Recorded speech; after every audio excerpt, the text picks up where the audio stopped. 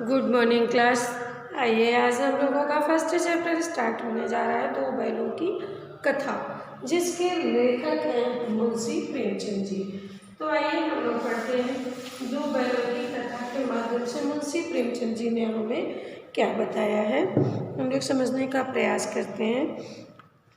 Video play करने से पहले आप चैप्टर को बुक की सहायता से स्वयं रीड करें और तत्पश्चात आप वीडियो को प्ले करें। चलिए आइए हम लोग देखते हैं क्या कहा है मुंशी प्रेमचंद जी ने इन दो बैलों के माध्यम से। सबसे पहले मैं ये बताना चाहूँगी कि हम मनुष्यों को कुछ संदेश दो पशुओं के माध्यम से दिया है कि जब पशु ऐसा कर सकते हैं तो हम मनुष्य होकर के ऐसा क्यों नहीं कर सकते हैं, क्योंकि पशुओं से ज़्यादा ज्ञान मनुष्य के पास है, संसारगंश है। तो जब पशु ऐसा कर सकते हैं, दो बैलों को माध्यम बना करके इस कहानी की रचना किया है मुंशी प्रेमचंद जी ने, तो जब पशुओं के माध्यम से इतने अच्छे कार्य हो सकते हैं तो हम मनुष्य क्यों नहीं कर सकते हैं। लेकिन हम लोग समझदार होते हुए भी अपनी ज्ञानेंद्रियों का उपयोग नहीं करते हैं और गलत रास्ते अपनाते हैं। जिस प्रकार इन पशुओं के माध्यम से मुंशी प्रेमचंद जी ने हमें संदेश देने का प्रयास किया है, तो आइए देखते हैं क्या संदेश देते हैं।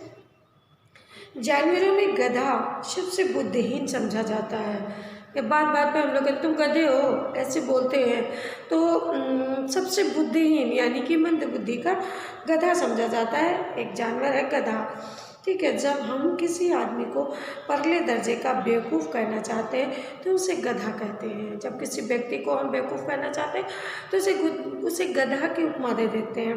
गधा सचमुच बेवकूफ़ है या उसके सीधेपन, उसकी निरापद सहिष्णुता ने उसे यह पदवी दे दी है, इसका निश्चय नहीं किया जा सकता। गायें सींग मारती हैं और बच्चे देने वाली गायें तो अनायास ही सिंघनी का रूप धारण कर लेती हैं। देखिए यहाँ पर कहा है कि जो व्यक्ति गधा उसे जो सहिष्णु होता है, जिसके अंदर सहन शक्ति होती है, किसी को जवाब नहीं देता, जो सीधा होता है, उसे आज के युग में लोग गधे की उपमा दे देते हैं। गायें सींग मारती हैं और जो बच्चा दी हुई होती हैं गायें नई बच्चे को जन्म देती हैं, वो उस समय ज़्यादा ही कुछ चिड़चिड़ी हो जाती हैं, उनके बच्चे को कोई न छुए, इसलिए वो हर समय सींग मारने के लिए तैयार होती हैं। आगे बताया कुत्ता भी एक गरीब जानवर है। कुत्ता भी एक गरीब जानवर है, लेकिन कभी कभी उसे भी क्रोध आ जाता है। कुत्ता भी जल्दी नहीं बोलता है, लेकिन कभी कभी उसे भी क्रोध आता है। किंतु गधे को कभी क्रोध करते हुए नहीं सुना। गधे को कभी क्रोध आता ही नहीं है, न देखा।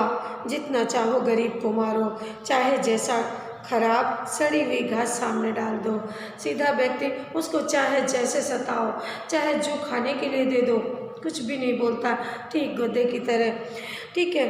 तो चाहे उसके चेहरे पर कभी असंतोष की छाया भी नहीं दिखाई देती, असंतुष्ट भी नहीं रहता, जो है जैसे ही हाल में है वो खुश रहता है। बैसाख में चाहे एक आध बार कुलेल कर लेता हो, पर हमने तो उसे कभी खुश होते नहीं देखा, कभी खुश भी नहीं रहता, शांत एकदम रहता है। उसके चेहरे पर एक विषाद स्थायी रूप से छाया रहता है। सुख दुख हानि लाभ किसी भी दशा में उसे बदलते नहीं देखा। ऋषियों मुनियों के जितने गुण हैं वे सभी उसके पराकाष्ठा को पहुँच गए हैं। देखिए गधे की तुलना यहाँ लेखक ने ऋषि मुनियों से किया है, क्योंकि ऋषि मुनि भी शांत स्वभाव के होते हैं, अपने धर्म के कार्य में एकाग्र रहते हैं। ठीक उसी तरह गधा ऋषि मुनियों के समान है, कोई कुछ भी कहे कोई मतलब नहीं, अपने काम से काम वो रखता है। पर आदमी उसे बेवकूफ़ कहता है। सद्गुणों का इतना अनादर हमने कहीं नहीं देखा। सीधापन संसार के लिए उपयुक्त नहीं है। देखिए भारतवासियों की अफ्रीका में क्या दुर्दशा हो रही है, क्योंकि अमेरिका में उन्हें घुसने नहीं दिया जाता। बेचारे शराब नहीं पीते हैं, 4 पैसे कुछ के लिए बचा कर रखते हैं, जी तोड़कर काम करते हैं, किसी से लड़ाई झगड़ा नहीं करते, 4 बातें सुनकर गम खा जाते हैं। हमारे भारतीय ऐसे हैं, 4 बातें सुन करके संतोष कर लेते हैं। कहा जाता है कि वे जीवन के आदर्श को नीचा करते हैं। अब वे भी ईंट का जवाब पत्थर से देना सीख जाते तो शायद सभ्य कहलाने लगते। जापान की मिसाल सामने है। एक ही विजय ने उसे संसार की सभ्य जातियों में गण्य बना दिया। लेकिन गधे का एक छोटा भाई और भी है, बैल। गधे का छोटा भाई किसे कहा गया है? बैल को। उससे कम ही गधा है, पर वह है बैल। जिस अर्थ में हम गधे का प्रयोग करते हैं, कुछ उसी से मिलते जुलते अर्थ में बछिया के ताऊ का भी प्रयोग करते हैं। दूसरा नाम बैल को क्या दिया गया? बछिया का ताऊ। ठीक है, बैल को ही कहा गया है। कुछ लोग बैल को शायद बेवकूफ़ों में सर्वश्रेष्ठ कहते हैं, लेकिन हमारा विचार ऐसा नहीं है। बैल कभी कभी मारता भी है, कभी कभी अड़ियल बैल भी देखने में आते हैं और भी कई रीतियों से अपना असंतोष प्रकट कर देता है। अतएव उसका स्थान गधे से नीचा है। गधा जितना सीधा होता है उतना सीधा बैल नहीं होता है। झूरी। अब यहाँ से दो बैलों की कहानी समझाई जा रही है। देखिए, इस कहानी का जो मुख्य कैरेक्टर है, मुख्य किरदार निभा रहे हैं कौन? झूरी। ठीक है, मुख्य किरदार निभाने वाले झूरी हैं। और ये झूरी जाति से काछी थे और इनके दो बैल थे, हीरा और मोती। हीरा और मोती। झूरी काछी के दो बैल हैं और हीरा और मोती पर ही पूरी कहानी है। तो आइए देखते हैं, मुंशी प्रेमचंद जी ने झूरी काछी के दो बैलों की कहानी हीरा और मोती की हमारे सामने प्रस्तुत किया है। क्या है? झूरी काछी के दोनों बैलों के नाम थे हीरा और मोती। दोनों पछाई जाति के थे, मतलब अच्छे थे, देखने में सुंदर, काम में चौकस, दिल में ऊंचे। बहुत दिनों साथ रहते दोनों में भाईचारा हो गया था। जब पशुओं में भाईचारा हो सकता पहला संदेश, तो हम सभी में क्यों नहीं हो सकता? हम साथ में रहते हैं और आपस में ईर्ष्या द्वेष की भावना रखते हैं, जो हमें नहीं रखना चाहिए। प्रेमचंद जी ने दो बैलों के माध्यम से बताया कि दो बैल एक साथ रहते आपस में भाईचारा करने लगते हैं। क्या करते हैं भाईचारा? दोनों आमने सामने या आसपास बैठे हुए एक दूसरे से मुख भाषा में विचार विनिमय करते हैं। ईश्वर ने उन्हें वाणी नहीं दी है, हम मनुष्यों को वाणी मिली है, लेकिन पशुओं को वाणी नहीं मिली है कि वो बोलकर बात कहते, अपनी भावनाओं को प्रकट करते। हीरा और मोती अपनी बातों को एक दूसरे से इशारे के माध्यम से समझ लेते हैं, विचार विनिमय करते हैं। एक दूसरे के मन की बात कैसे समझ जाता था, ये हम नहीं कह सकते। दोनों एक दूसरे की बात को कैसे समझ लेते थे, ये समझ में नहीं आता है। अवश्य ही उनमें कोई गुप्त शक्ति थी जिससे जीवों में श्रेष्ठता का दावा करने वाला मनुष्य वंचित है। अवश्य उन पशुओं में कोई गुप्त शक्ति थी जिससे वो आपस में विचार विनिमय कर लेते थे, लेकिन मनुष्य जीवों में श्रेष्ठता का स्थान जो मिला है वो मनुष्य का है।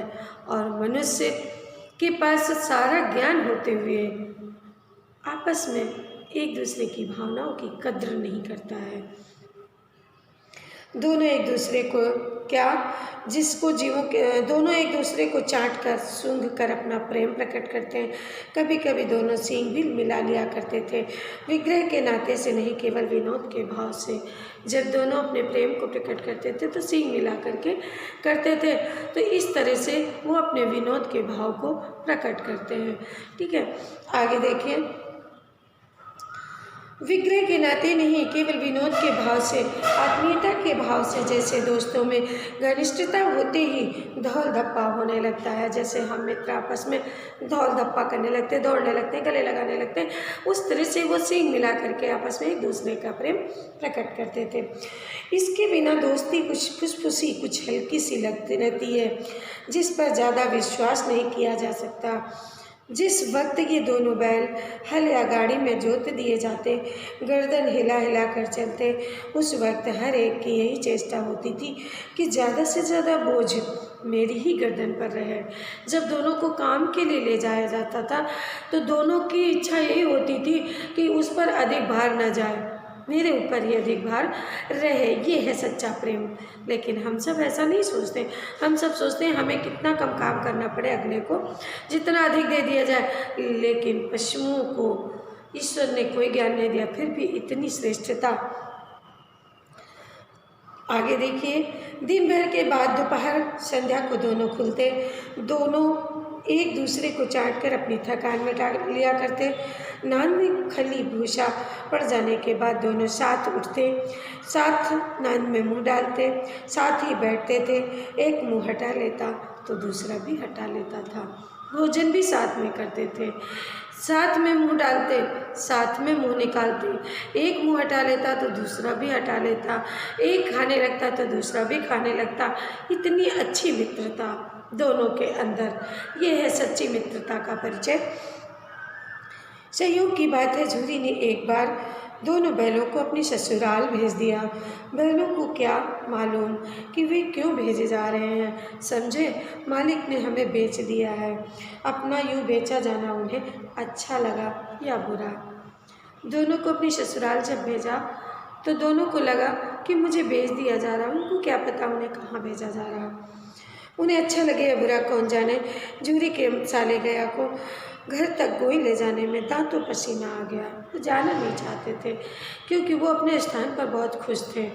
झूरी ने जब अपने ससुराल भेजा तो वो वहाँ जाना नहीं चाहते थे। उन्होंने रास्ते में उनके साले को बहुत परेशान किया। पीछे से हाँकता तो दोनों दाएं बाएं भागते, पगैया पकड़कर आगे से खींचता तो दोनों पीछे की ओर चले जाते, मारते तो दोनों सींग नीचे करके हुं काटते। अगर ईश्वर ने उन्हें बाड़ी दी होती तो झूरी से पूछते कि तुम हम गरीबों को क्यों निकाल रहे हो, हमने तो तुम्हारी सेवा में कोई कसर नहीं रखी है। अगर इतनी मेहनत से काम न चलता था और काम ले लेते, हमें तो तुम्हारी चाकरी में मर जाना कबूल था। हमने कभी दाने चारे की शिकायत नहीं की, तुमने जो कुछ खिलाया सिर झुकाकर खा लिया, फिर तुमने हमें इस जालिम के हाथ क्यों बेच दिया। वो कहते अगर मुझे वाणी दी होती तो मैं झूरी से पूछता कि मेरी सेवा में क्या कमी रह गई थी जो आपने मुझे बेच दिया। मैंने कभी आपसे कोई शिकायत नहीं की, आपने जो भी खिलाया हम उसे प्रेम से खाए, हम स्थान पर अपने बहुत प्रसन्न थे, फिर आपने मेरे साथ ऐसा क्यों किया। संध्या समय दोनों बैल अपने नए स्थान पर पहुँचे।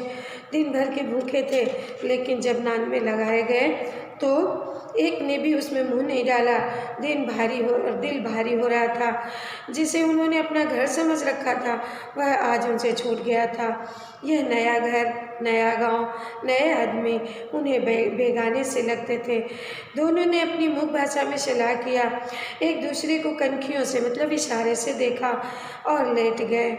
जब गांव में सब लोग सो गए, दोनों ने जोर मारकर पगहे तोड़ डाले, घर की तरफ चले। पगहे बहुत मजबूत थे, अनुमान न हो सकता था कि कोई बैल उन्हें तोड़ सकेगा, परंतु इन दोनों ने इस समय दूनी शक्ति आ गई थी। एक एक झटके में रस्सियाँ टूट गई। गांव के जब सब लोग सो गए, दोनों ने रस्सियाँ तोड़ डाली और अपने घर की ओर चल दिए। झूरी प्रातःकाल सोकर उठा तो देखा दोनों बैल चरनी पर खड़े हैं। झूरी जब सोकर के उठा तो उसने देखा दोनों बैल आ गए हैं। दोनों की गर्दनों में आधा आधा ग्राव लटक रहा है, घुटने तक पाँव कीचड़ से भरे हैं। दोनों की आंखों में विद्रोह में स्नेह झलक रहा था।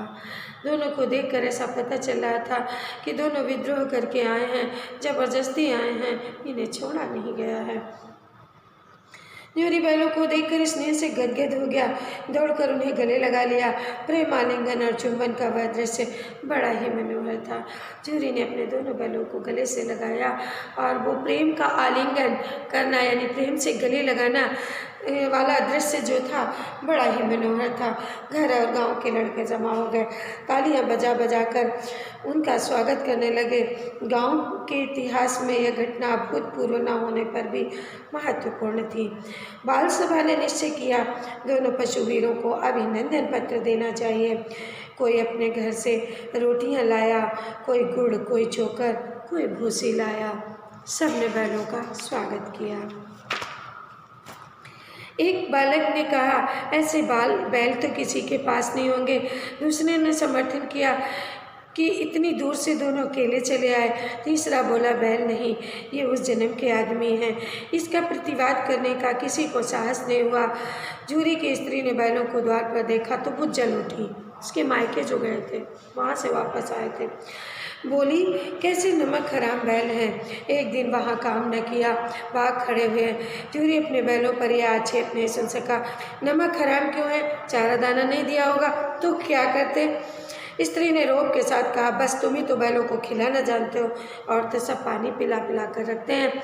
पति पत्नी में हल्की सी नोकझोंक होने लगती है बैलों को लेकर के। जूरी ने चिढ़ाया कि चारा खिलाया हो, चारा मिलता तो क्यों भागते? स्त्री चिढ़ी, भागे इसलिए कि वे लोग तुम जैसे बुद्धुओं की तरह बैलों को सहलाते नहीं हैं, खिलाते हैं तो रगड़ कर जान जोतते भी हैं। ये दोनों ठहरे कामचोर, भाग निकले। अब देखो कहाँ से इनको खली चोकर मिलता है। सूखे भूसे के सिवा कुछ नहीं दूंगी, खाएं चाहे मरें। उसने बदला लेने की सोच रखी थी, लेकिन वही हुआ। मजदूर को कड़ी ताकीद दे दी गई। जूरी के मजदूर को कड़ी चेतावनी दी गई, ताकीद चेतावनी दी गई कि बैलों को सूखा भूसा दिया जाए। बैलों ने नान में मुंह डाला, फीका फीका, ना कोई चिकनाहट ना कोई रस। क्या खाएं? आज भरी आंखों से द्वार की ओर ताकते रहे। जूरी ने मजदूर से कहा, थोड़ी सी खली क्यों नहीं डाल देता रे? तो मालकिन मुझे मार ही डालेगी। चुरा कर डाला ना दादा, पीछे से तुम भी उन्हीं की सी कहोगे। मजदूर ने कहा, नहीं, मैं मालकिन के डर के कारण नहीं कर सकता ऐसा काम। अगर मैं कर दूंगा, तो जूरी ने कहा, चुरा कर डाल दो। अगर मैं कर दूंगा तो आप भी मालकिन की तरफ हो जाओगे और मेरी वो एक भी नहीं रखेंगी, इसलिए मैं ऐसा काम नहीं कर सकता हूँ। तो बच्चों, ये हमारी 2 बहनों की कथा का कुछ पार्ट कंप्लीट हुआ। देखिए, आप लोग सभी वीडियो प्ले करने से पहले चैप्टर को पढ़ लें। पढ़ने के बाद ये क्षितिज चैप्टर का आपकी पुस्तकें जो है 3 हैं। पहली पुस्तक है क्षितिज, और क्षितिज के 2 पार्ट हैं, काव्यखंड और गद्यखंड। गद्यखंड में सभी कहानियाँ हैं, काव्यखंड में कविताएं हैं, ठीक है। और क्षितिज पुस्तक की एक ही कॉपी बनेगी। कॉपी रजिस्टर टाइप में होगी, बड़ी कॉपी और मोटी थोड़ी सी बनेगी। कॉपी में चाहे तो आप एक साथ सीक्वेंस में सभी चैप्टर्स कर सकते हैं, गद्यखंड और काव्यखंड। चाहे तो आप गद्यखंड और काव्यखंड को बीच से अलग अलग 2 पार्टों में बना सकते हैं, ठीक है। दूसरी पुस्तक है आपकी कृतिका, और तीसरी पुस्तक है व्याकरण की। तो व्याकरण और कृतिका की एक कॉपी बनेगी, उसमें भी 2 पार्ट होंगे, एक तरफ कृतिका, एक तरफ व्याकरण बनेगी। इस तरह से कुल मिलाकर के 2 बड़ी कॉपियाँ आपकी बनेंगी। तो आप सभी रफ कॉपी मत यूज़ करना, क्योंकि उसके पेजेस निकलने लगते हैं। ये नोट्स हमें 1 साल संभाल कर रखना होता है, और नोट्स आप डे बाय डे बनाते रहें ताकि आपका वर्कलोड बढ़ने ना पाए, और हम सभी जब सामने हों तो हम आपकी कॉपियों का करेक्शन कर सकें, ठीक है। तो इस तरह से आपको notes day by day complete करते रहना है। चैप्टर जैसे ही कंप्लीट होगा, PDF के माध्यम से आपके एक्सरसाइज आपके पास सॉल्व होकर पहुँचेगी, जिससे आप कॉपी करेंगे नोट्स में। तो इस तरह से आपके नोट्स रेडी होंगे, ठीक है। समय समय पर मैं आपको ज़रूरी जानकारियाँ वीडियो के माध्यम से देती रहूँगी, जब तक आपकी ऑनलाइन क्लासेस चल रही हैं। धन्यवाद बच्चों।